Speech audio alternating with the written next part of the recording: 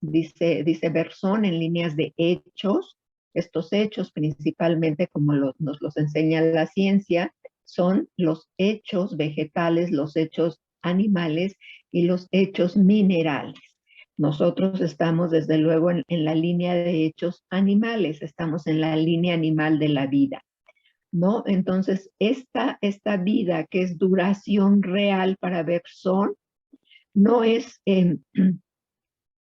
no es una entidad cerrada, sino es algo que está haciéndose constantemente y deshaciéndose. Dice Berzón, no hay hechos, no hay cosas hechas, hay cosas que se hacen y se deshacen en un mismo movimiento. Se trata de un movimiento entonces continuo en el sentido de interminable, porque esta continuidad bersoniana admite la heterogeneidad y no solamente la admite, sino que es esencia de la duración la heterogeneidad. Entonces es una continuidad heterogénea que no cesa de bifurcarse.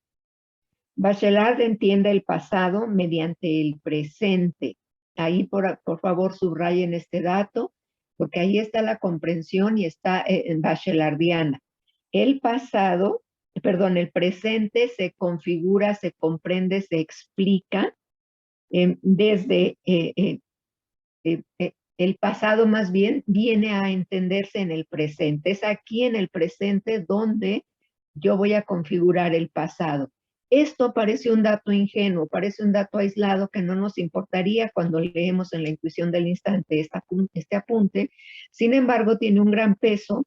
¿Por qué? Porque el hecho de que el pasado adquiera significado en el presente es el primer dato para un pensamiento poético. Esto quiere decir que para Bachelard la historia no es esa línea continua que en las historias universales tipo hegeliano nos presentan, sino que el pasado se está gestando en el presente.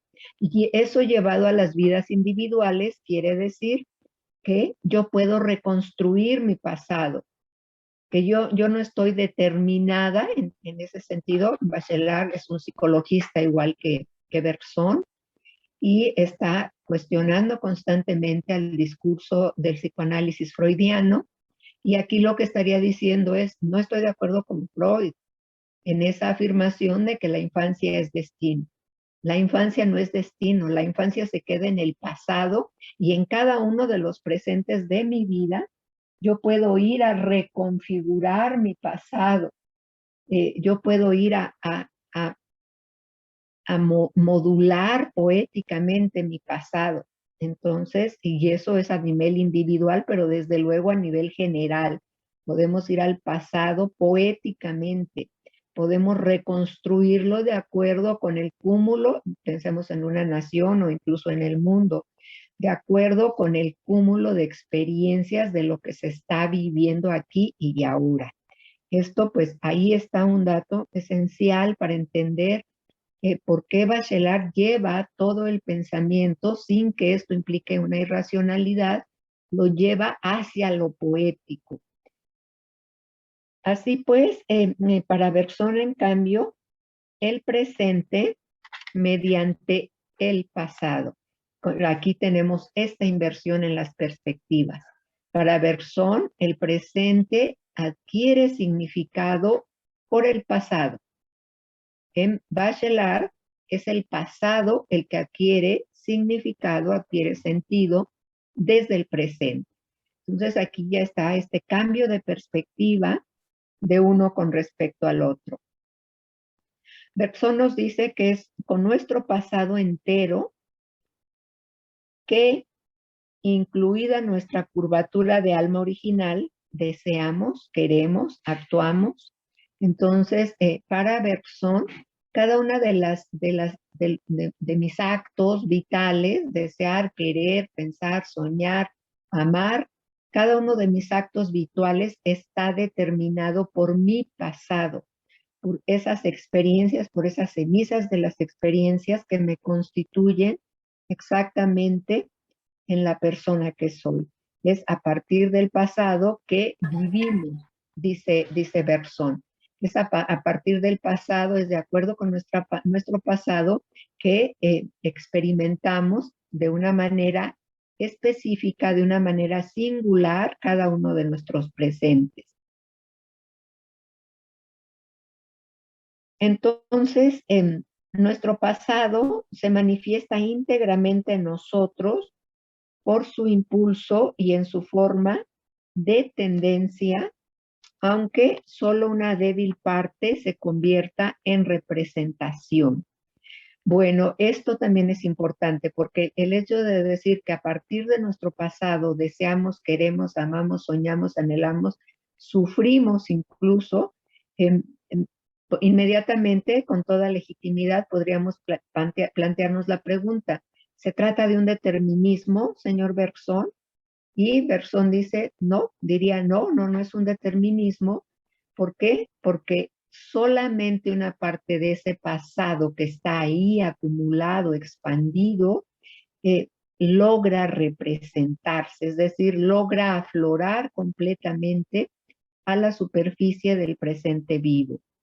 Nuestra duración, entonces, según Bergson, y este es otro dato que nos sirve para entender la intuición del instante en Bachelard, nuestra duración no es un instante que reemplaza a otro instante. Ese reemplazo de un instante por otro instante, según Bachelard, es la sucesión espacial del tiempo en nosotros. ¿Qué quiere decir con sucesión espacial?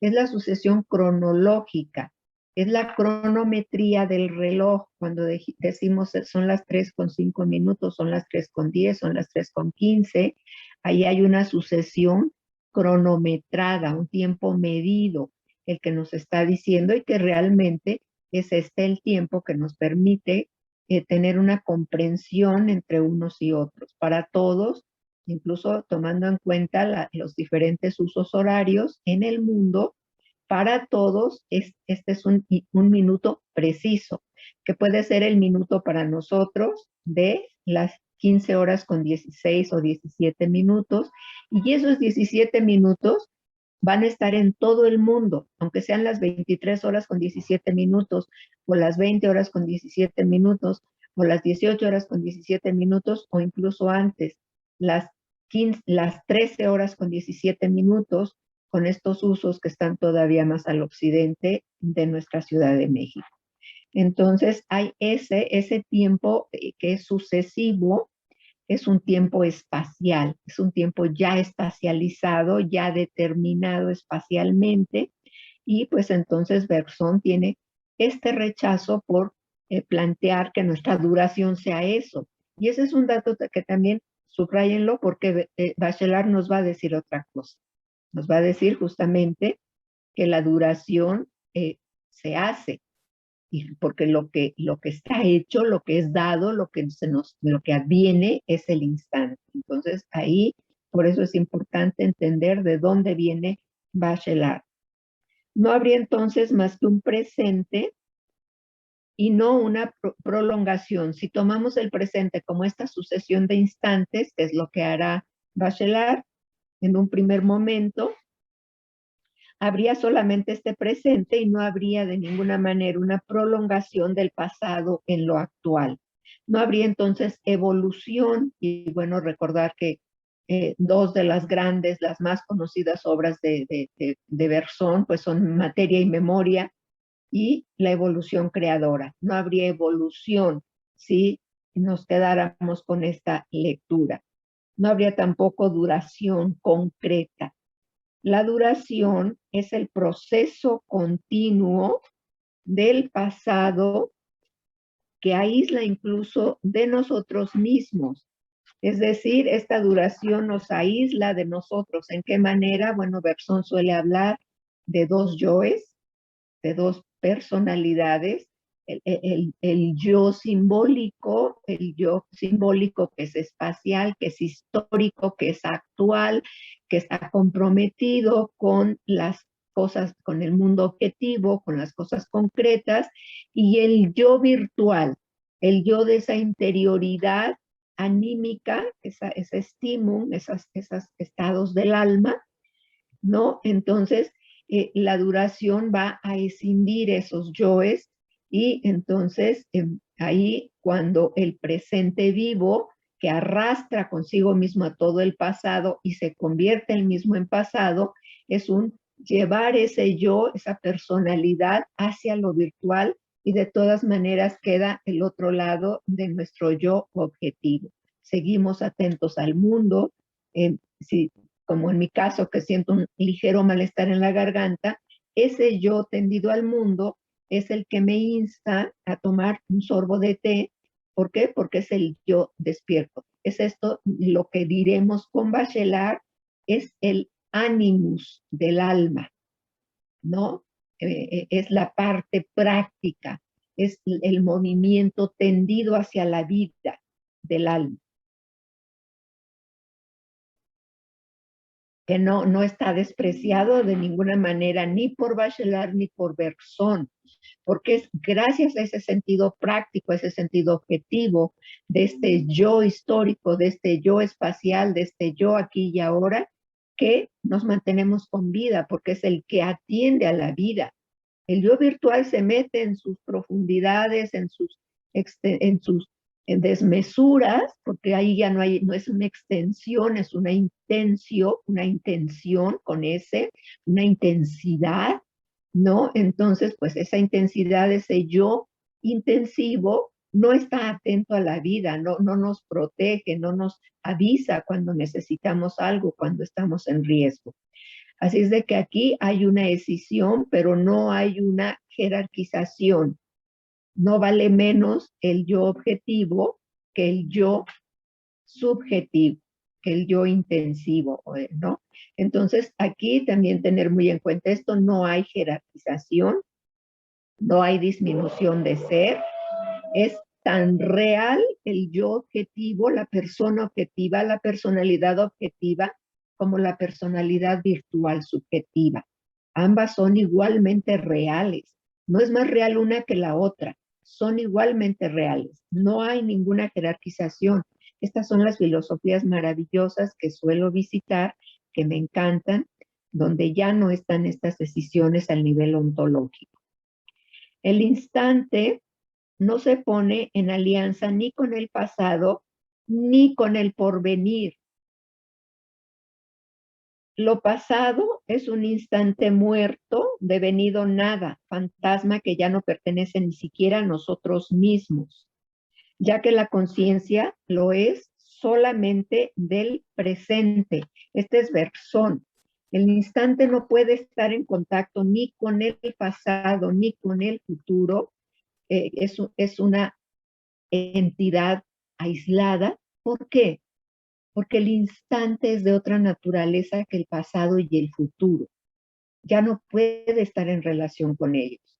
El instante, al ser cronometría, al ser espacializado, es un símbolo, es una cuestión lingüística. Entonces, ese símbolo ya es de otra naturaleza. En lo virtual, en la intensidad pura, en la subjetividad pura, no hay símbolos. Los símbolos son objetivos. Los símbolos son de la personalidad histórica, la personalidad actual. Entonces, ese instante queda aislado, también subrayenlo, porque eso nos va a decir Bachelard. Cuando lleguemos a la intuición del instante, Bachelard nos va a decir, la única realidad del tiempo es el instante. Y esa única realidad del tiempo, que es el instante, es una realidad aislada. Es como una mónada entre dos nadas. Esta es la manera en que Bachelard explica esta realidad única del tiempo, que es el instante. Es esta realidad aislada entre dos nadas, la nada del pasado y la nada del futuro.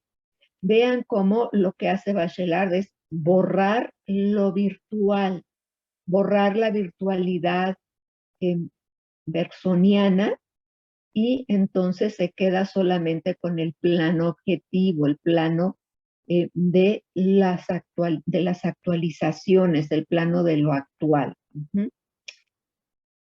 Bueno, el instante entonces no acoge ninguna duración.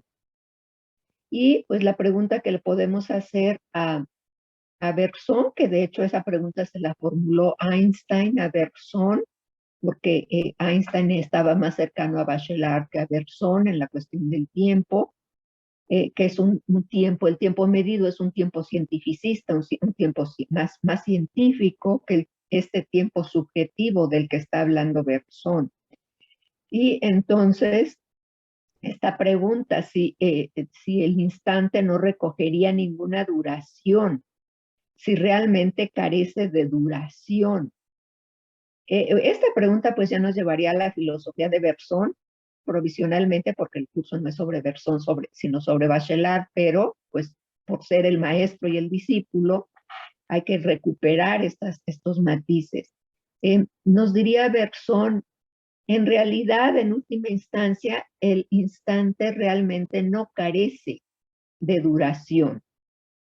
Lo que pasa, como todos los símbolos, que no carecen realmente de duración, el lenguaje mismo no carece de duración, la analogía, la metáfora, la representación, los dioses para Bergson, que son representaciones, que son representaciones espaciales, ¿no? Entonces, no carece de duración simple y sencillamente que para intuir esa duración que pertenece a un instante, justamente hay que dejar de pensar intelectivamente.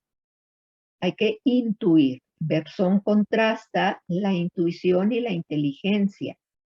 La dimensión subjetiva, las intensidades solamente se pueden aprender intuitivamente, en un golpe intuitivo, en un golpe de la intuición. Lo demás, si lo queremos seguir explicando, pues seguiremos en el terreno de la inteligencia, que es objetivante, que es objetiva. Entonces, sí se puede intuir cuál será el precio de intuir la duración en un instante. El precio de intuir la duración en un instante será abolir el instante.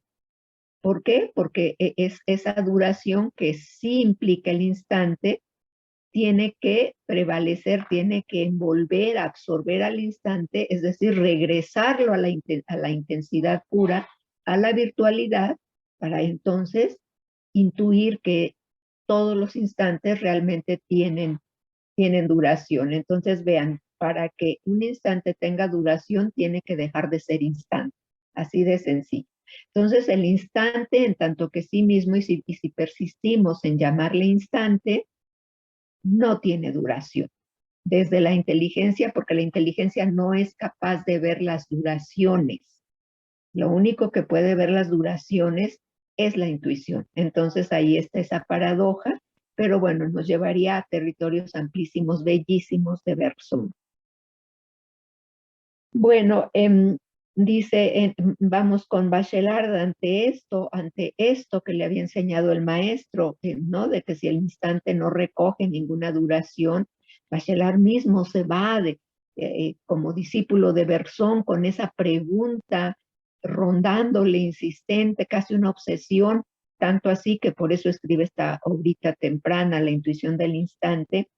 Y pues con Bachelard, él diría, todo soñador de llama es un poeta en potencia.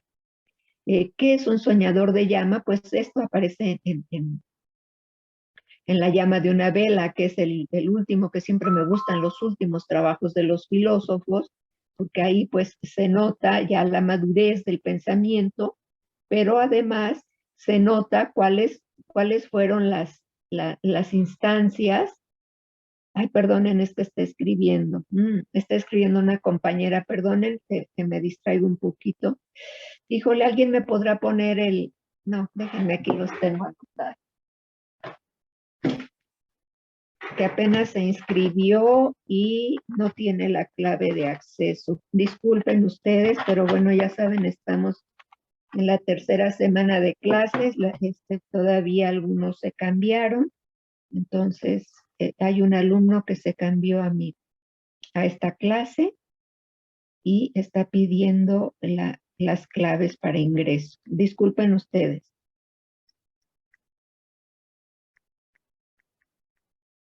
Ya la puse en el Zoom, maestra, si es el ID y el código de acceso. Muchas gracias. Creo que eres Omar por la voz. Sí. Ay, muchas gracias. Híjole, cómo se van, los sentidos se van con esta modalidad. Ahora ya los reconozco más por las voces.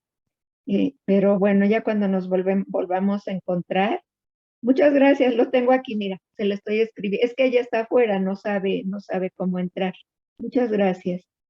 Sí, maestra. Y bueno, pues sí. Ya, ahorita que se una a nosotros, es una niña que se llama Eva. Y bueno, sí, siempre tengo las claves aquí a la mano. Vamos a continuar entonces.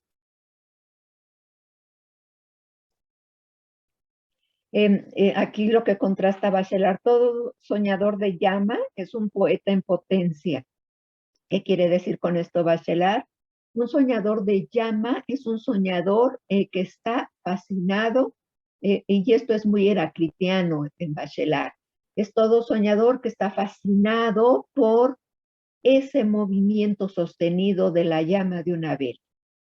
Por eso algunos que pues incluso hay que recordar cuando nos íbamos a la playa y encendíamos una hoguera, ya vendrán tiempos de otra vez hacer eso con los amigos, y ese fuego, cómo fascina, por esa danza sostenida del fuego, ese flujo, la danza, perdón, la llama se extiende hasta donde la energía que la nutre le permite. Esto es espinosista, va hasta al final de su potencia.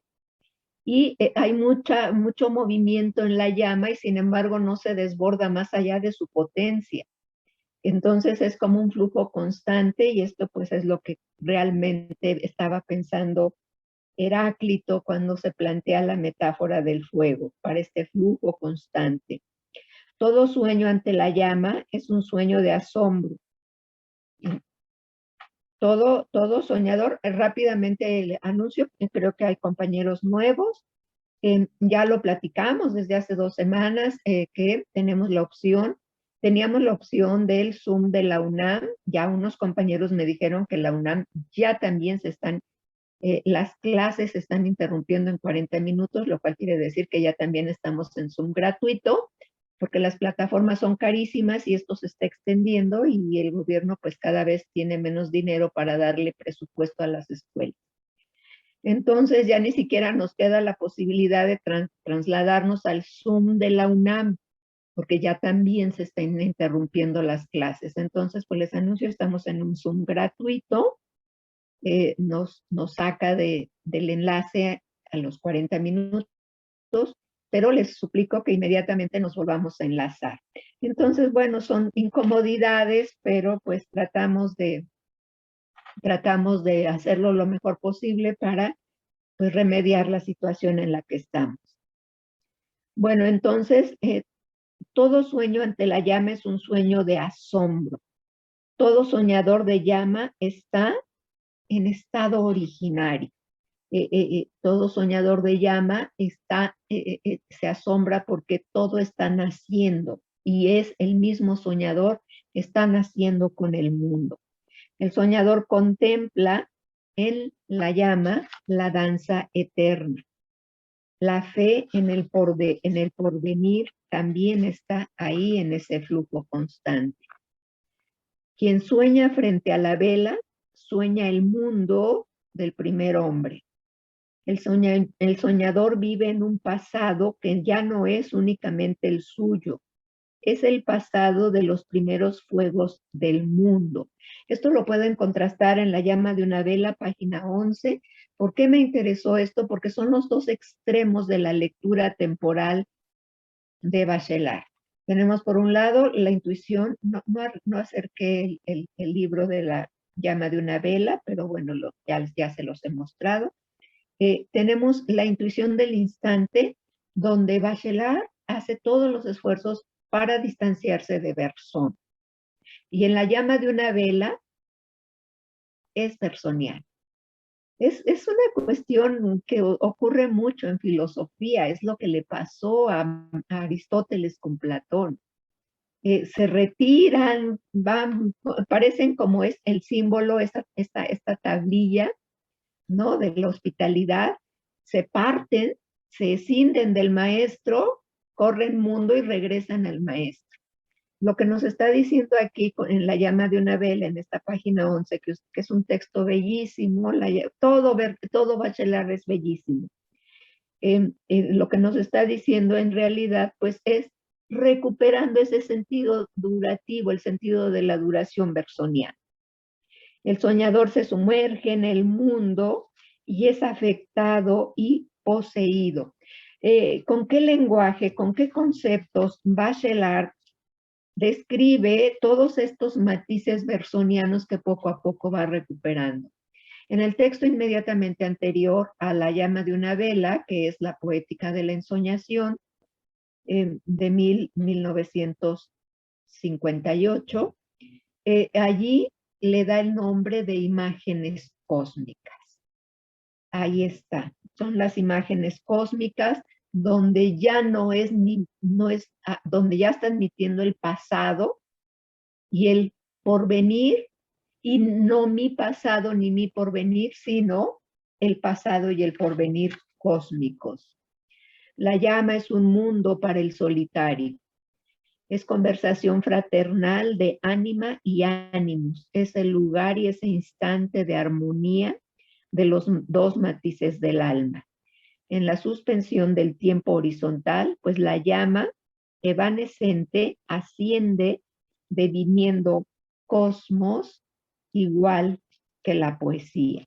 Entonces vean cómo, por qué persiste la filosofía de Bachelard, es decir, por qué sigue habiendo originalidad en Bachelard, lo cual nos permite sí estudiar a Bachelard y no simplemente, bueno, pues si Bachelard no está diciendo nada nuevo, entonces regresemos a Bersón. Aquí la originalidad está en que ya en su madurez filosófica, Bachelard se reconcilia con el maestro y entonces hace esta maravilla, hace esta combinación, sí a la duración y sí al brote, ambas a la vez. La duración y el brote, que es el tiempo bachelardiano, el tiempo brotante. En aquellos tiempos de lejano saber en que la llama hacía pensar a los sabios, las metáforas eran el pensamiento mismo. La llama nos alumbra y alumbra el mundo. Es conciencia que no opera en primer lugar según ánimos, es decir, según este matiz del alma que es práctico, que en esta androginia del pensamiento bachelardiano, él va a decir que es el aspecto o las fuerzas masculinas, el impulso masculino, el ánimo, sino justo en el maridaje de ánimos y ánima. Ánima es el impulso femenino. Y si estos dos aspectos, estos dos movimientos del alma que toma Bachelard de Carl Jung, si estos dos movimientos del alma los decimos en lenguaje bersoniano, podemos decir que ánima es subjetiva, intensiva, virtual, poética por excelencia. Y animus es actual, extensiva, simbólica. Entonces, vean cómo aquí incluso ya nos va prefigurando qué es la ensoñación poética. Para Bachelard, ¿la filosofía es ensoñación poética o no es filosofía? Entonces, la ensoñación poética es más que una poesía en términos de símbolos, de palabras muy bonitas, puestas una junto a la otra, sino que es este carácter irruptor, este carácter constituyente de mundo. La ensoñación poética es fundante, tiene un carácter ontológico, va más allá de la poesía como una representación de palabras bonitas. es esto otro. Bueno, entonces el mundo no se desvela conceptualmente, más bien se revela poéticamente. Todos estos pensadores tienen, digamos, grandes coqueterías con la línea del neoplatonismo. Yo ahora mismo que estoy dando en metafísica los viernes que doy Plotino, pues digo, por qué he de estudiar en un curso de metafísica Plotino? Bueno, en primer lugar porque su metafísica es maravillosa y en segundo lugar porque tiene una gran actualidad del pensamiento de Plotino. En todas estas filosofías que ya no están sujetas al principio de individuación, al principio de identidad y a la lógica del tercero excluido, pues entonces coquetean enormemente con el neoplatonismo. Porque ahí Plotino lo que hace es justamente es que ya no está usando el principio de identidad. La llama se muestra en el fulgor, pero se oculta en la potencia de su luminosidad y escapa a las sombras que la envuelven. Así pues, Bachelard hace una distinción de dos órdenes en la llama blanca, elevada y eterna, y la llama roja, cercana a la materia. Es esta la llama del hombre, ¿no? Es el hombre en lo que Bergson diría la dimensión antropológica. Fuera del mundo en la intimidad, el hombre fuera del mundo en la intimidad de su misterio anhela un destino de purificación, de esta elevación, de este tiempo brotante. La llama como objeto filosófico es un mundo ardiente. La llama es un mundo tendido hacia el porvenir. Vean cómo este apunto, porque primero había negado el futuro y el pasado, y ahora está afirmando, en la llama es algo que está tendido